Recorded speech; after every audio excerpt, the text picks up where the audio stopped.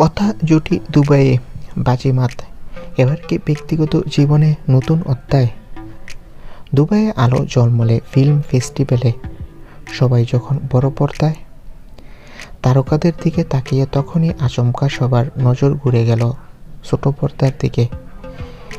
Star জলসার জনপ্রিয় ধারাবাহিক কথার জন্য বিশেষ পুরস্কার পেলেন সাহেব ভট্টাচার্য এবং সুস্মিতা দে। দর্শকদের ভালোবাসাকে আন্তর্জাতিক স্বীকৃতি দেওয়ার এমন মুহূর্ত খুব কমই আসে।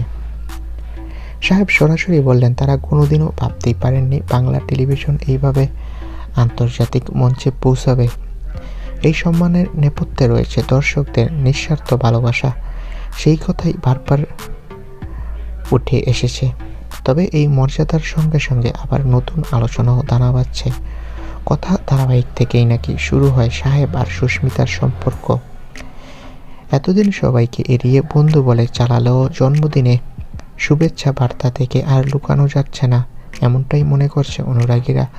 তাহলে কি এবার শুধু স্ক্রিনেই নয়, বাস্তব জীবনেও নতুন গল্প শুরু হতে চলেছে? দুবাইয়ের মঞ্চে পুরস্কারের পর বিয়ের মঞ্চে কবে দেখা যাবে এই জুটিকে, সেটাই এখন $1,000,000 প্রশ্ন।